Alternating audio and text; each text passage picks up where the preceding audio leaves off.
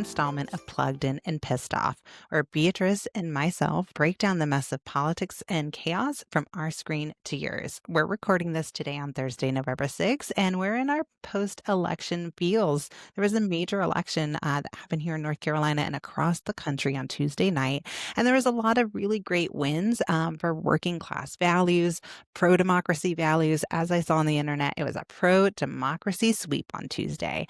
So we're breaking down what happened here in North Carolina, what the vibes are, and what comes next. Beatrice, how are you feeling? I am feeling great about the major wins across the country, and I just want to take a second to list out a few of them. First, female governors were elected in both Virginia and New Jersey. Pennsylvania voters have been able to retain pro-democracy justices on their Supreme Court. After that, voters in Maine was able to reject a anti-voter measure to restrict mail-in ballots and also make photo ID a requirement to vote. After that, voters in California greenlit or approved Proposition 50, which was a direct response to the Republican power grab orchestrated by our administration and state leaders in Texas, who redraw the congressional district lines to gain 5 more seats in the U.S. House of Representatives. In this case, this will allow California's legislation to decide how this go rather than just handing off these seats to the Republicans. Also after that, as we all know, New York City, big New York City. They've been able to Big elect vibes in New York uh, City right now. Democratic Socialist Zohran Mamdani. Big shout outs to him. Big shout outs to all New Yorkers out there for electing him. And also, Mississippi breaks their supermajority after Voting Rights Act court ruling to host a special election, electing 2 Black Senate candidates of choice. And so to break down some of these, some more, Joseph, I'll give it back to you. And yeah. Yeah. Yeah, that's no matter like what party affiliation you have and stuff like that, like what we saw happen across the country on Tuesday night was a response to the fascist and authoritarian regime that our administration has like kind of weaponized on local communities across the country, across immigrant Mhm. communities, Black communities, Latin communities, LGBTQ plus communities. And yeah, Zohran's race was kind of like a pulse check of that here in the United States and one of the largest cities in the United States. And there was historic voter turnout. And the Mandami's campaign also, like for all of our Gen Z millennial lovers out there, I was like, man, the branding, the videos, the TikTok, that everything was on point. And I think that was also really spoke to where people are at right now. Can't pay for their rent. People are trying to get groceries and SNAP benefits have been cut off. Like people are living paycheck to paycheck. There are TSA workers that are living in their cars. And, the federal employees, aviation folks haven't been paid in over a month. And so the Mhm. response that we saw, like you named, in Jersey, in Virginia, in Georgia, and in Mississippi, there was a supermajority, like you mentioned, that was broken in Mississippi. There was a special election that happened, and that was due to a court ruling, a federal court ruling, and that said that the maps that Mississippi had originally drawn were racially gerrymandered, and they mandated a special election to happen. And that happened on Tuesday night. And now in Mhm. Mississippi, the voters came out, they showed out. It was historic turnout for many, many counties in Mississippi, and they elected 2 Black senators. And that is amazing. And with that representation, so with the Section 2 of the Voting Rights Act in Mississippi, those communities were able to elect their candidate of choice and were able to break the supermajority from the 36 that Republicans held to 34. So that one representative, so one vote away from a supermajority. And if that sounds familiar, we're one vote away from a supermajority here in North Carolina. And so knowing that like the Voting Rights Act, Section 2 of the Voting Rights Act was able to give Black Mississippians the opportunity to elect candidates of their choice, and they did, that's a major win, especially for these gerrymandering wars. You were just talking about Prop 50 in California.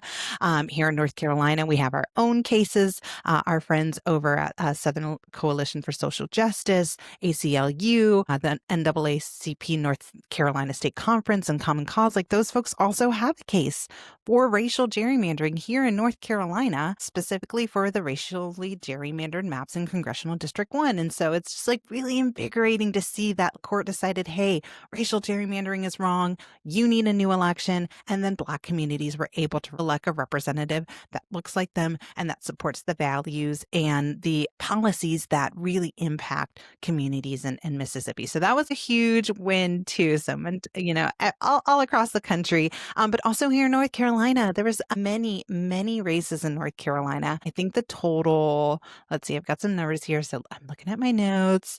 But I think like when we look at how many seats were up, yeah, 1,912 seats were up for election across 91 counties on Tuesday in North Carolina. Almost 2,000 seats. That's amazing. So yeah, Beatrice, give us a little breakdown of what happened here in North Carolina on Tuesday night. Yeah, I'll have to start with Charlotte for sure. Charlotte definitely made history this week. Charlotte's the Queen City, its local government is now, I believe, somewhere between 80 and 90% fully Black government, Black lawyer, city manager, sheriff, police chief, fire chief, public school superintendent, and city attorney. Like, this is a super significant. Charlotte's Black residents make up about 34% of the population for a city where Black people have long been underrepresented in Charlotte, especially in positions of power. This shift shows that what can happen when communities are organizing, when they're leaning on each other, when they're voting with each other in mind, civic participation and local accountability when it all comes together. Also, for Mayor V. Lyles, specifically, won her reelection with about 70% of the vote, securing her fifth term, continuing her focus on housing, equity, and inclusive development. Her win reinforces how much Charlotte voters trust her leadership and decide to put her back in leadership. Outside of Charlotte, across the triangle, new and younger candidates, unseated incumbents in Durham, Cary, Chapel Hill, and Carrboro, voters backed community-focused leaders who promised to address affordability, transportation, and accountability. These results reflect a growing appetite for change among working class voters who are tired of politics as usual and ready for Pissed practical. off.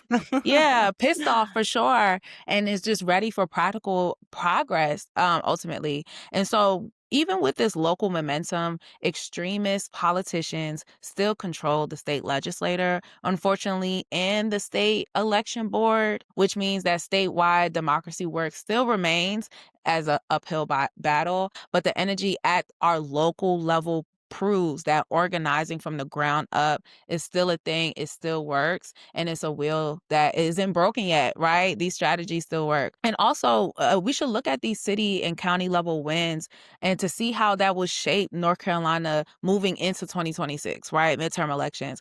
Local offices build the bench for future state leadership, and that's just how working class communities will be able to hold power long term. Yeah.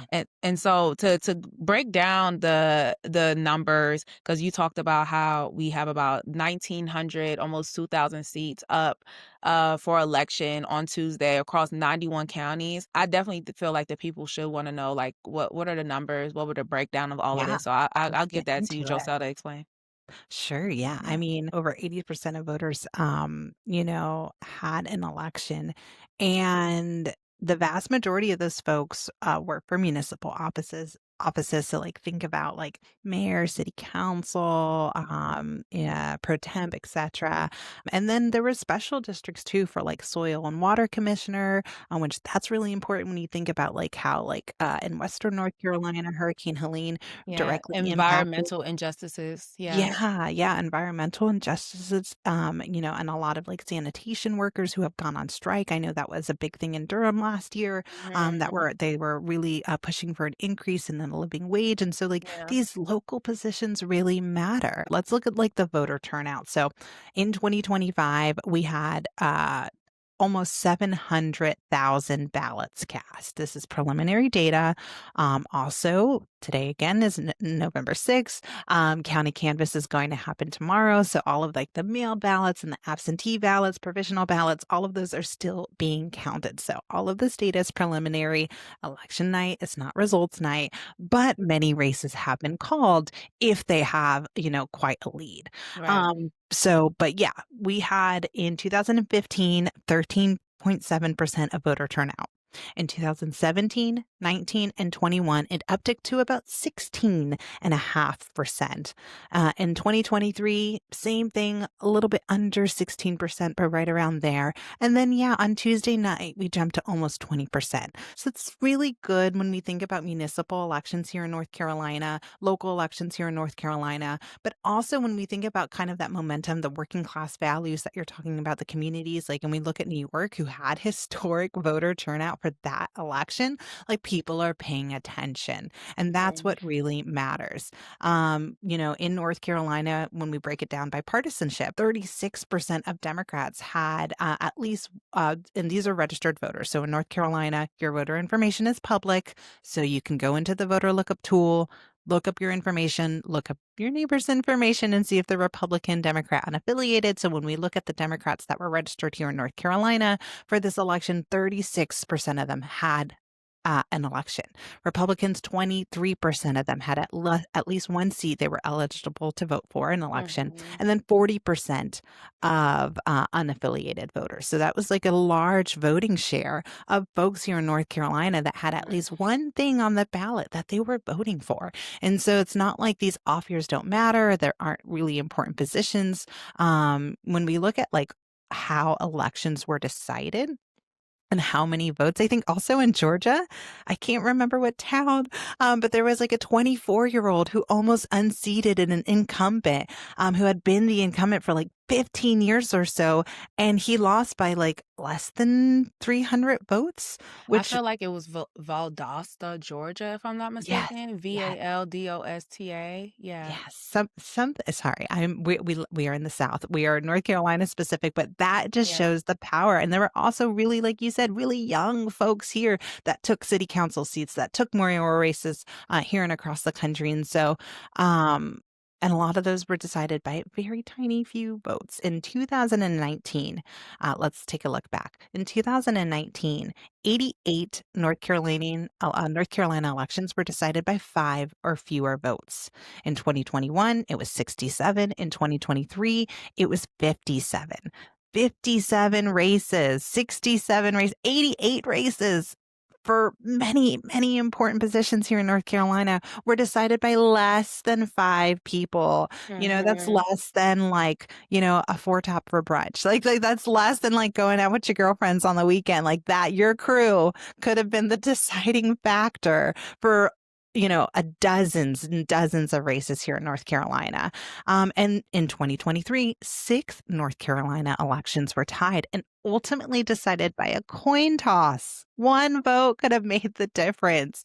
And so I think that's why I like the vibes right now. The post-election vibes are good. They're cooking because all of these folks are coming out. Young voters are coming out. Folks in People are participating. Yes, people are Yeah. participating, and that's what we need right now when we look at what happens next, right? So, Election Day was 2 days ago. All of the ballots in the state of North Carolina need to be counted by close of business tomorrow. So, Mhm. tomorrow is November 7th, and they're going to be counting, like we mentioned, the absentee ballots, provisional ballots, etc.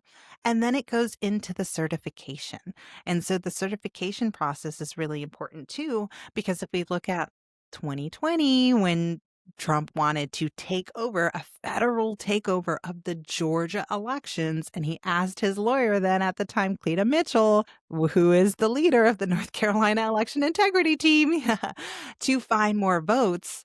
That's where the election certification process is so important. And we also had 2 board members in Surry County in 2022 who also refused to certify the election in Surry County in North Carolina in 2022. And ultimately, those board members got kicked out of their positions Yeah. because that is election interference. That is election sabotage. And so the election certification, the county canvas, all of these little administrative processes are really important to make sure every vote counts. So those that are, at home, they're homebound, maybe they were out of state, they sent their ballot through the mail. Make sure those count. And then provisional ballots. Provisional ballots might have been casted in case you forgot your voter ID, but you came to the polls, so you needed to be able to vote, and you're going to come back and show your photo ID.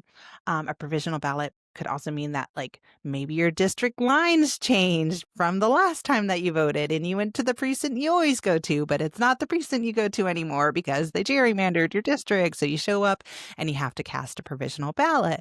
Again, those would all be counted tomorrow, go through the county canvas to be finally entered and tabulated next week. And then the certification process happens in the beginning of December. And so, fingers crossed, we don't have a repeat of 2022. All of our county board of elections certify the results here in North Carolina. The Griffin challenge too, he also didn't want those votes to be certified or counted.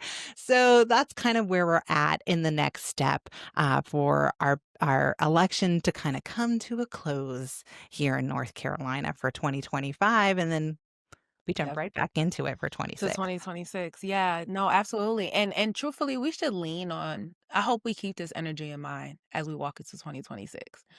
To be clear about what I'm saying here. This passion to see so many people still turn up and turn out post 2024 fall 2024 elections.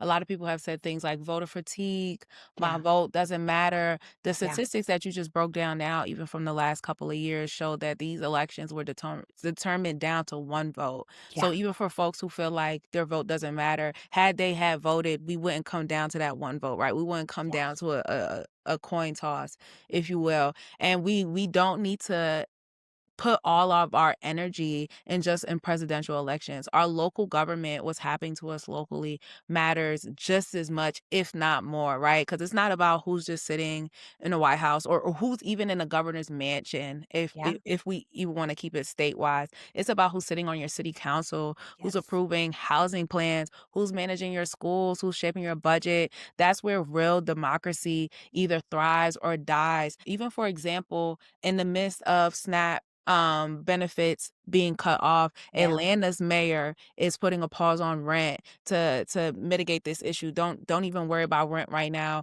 Focus on other things. Focus on feeding your family. Yeah. Let that be an example of how much your local government matters, right? Or another example Yeah.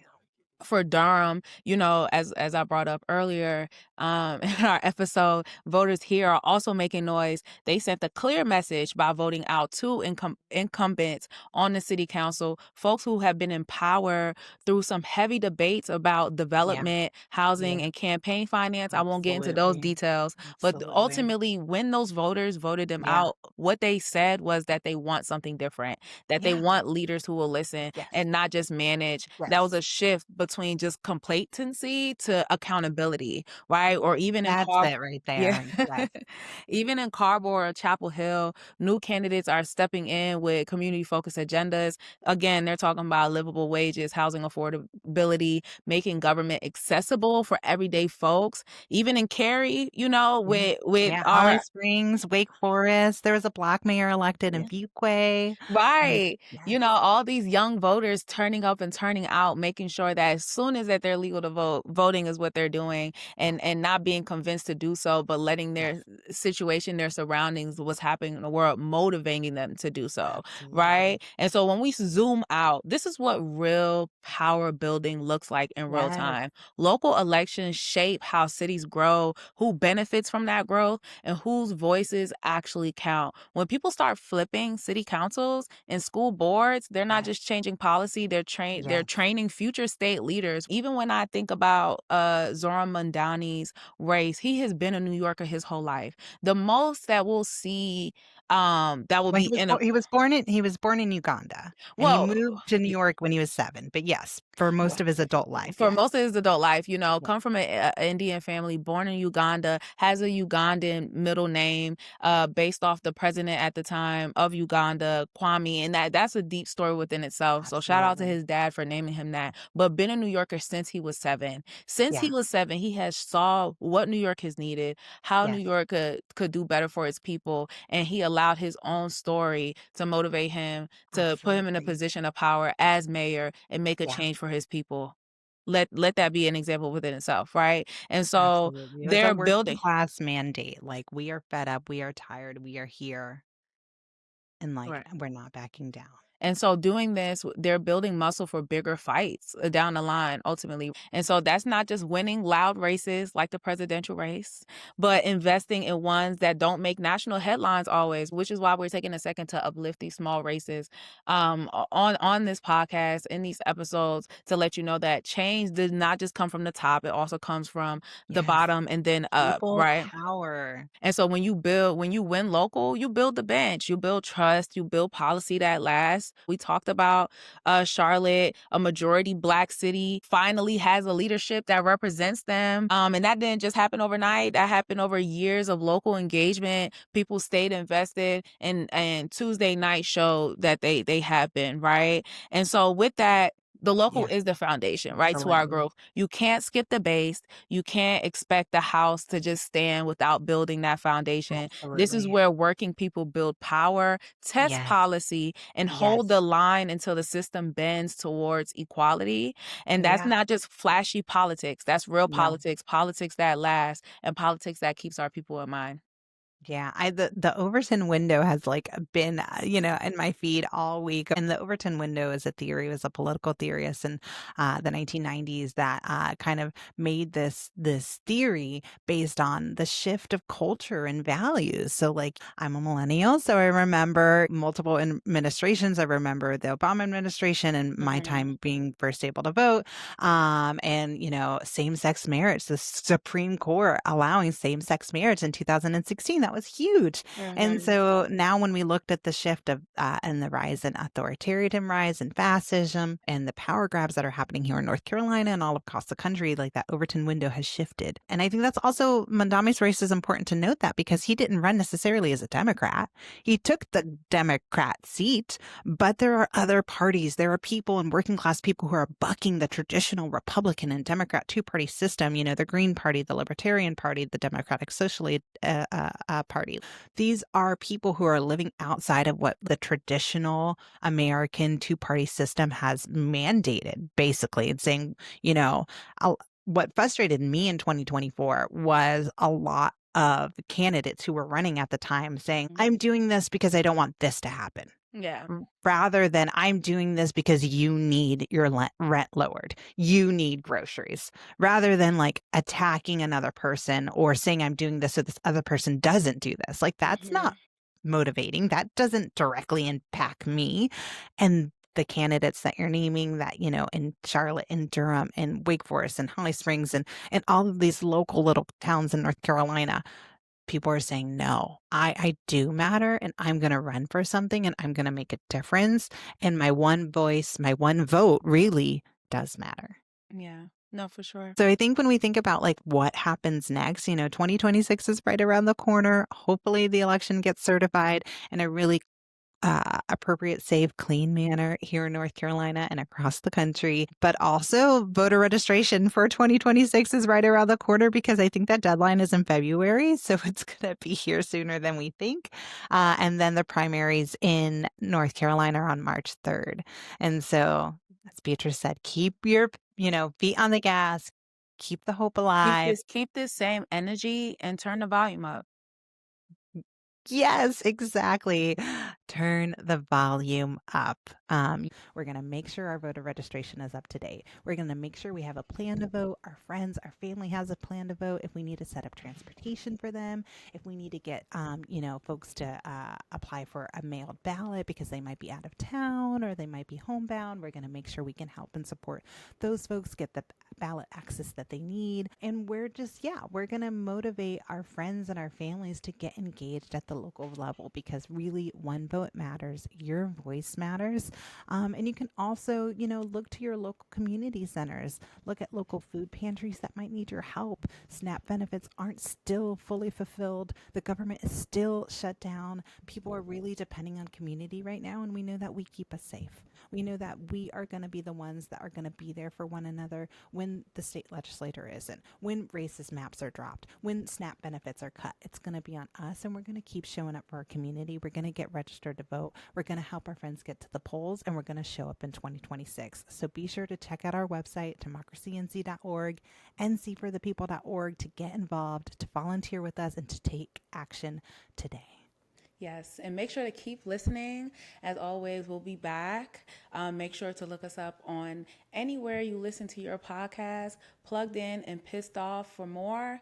And outside of that, we'll see you next time. Okay, see y'all Bye. soon. Bye.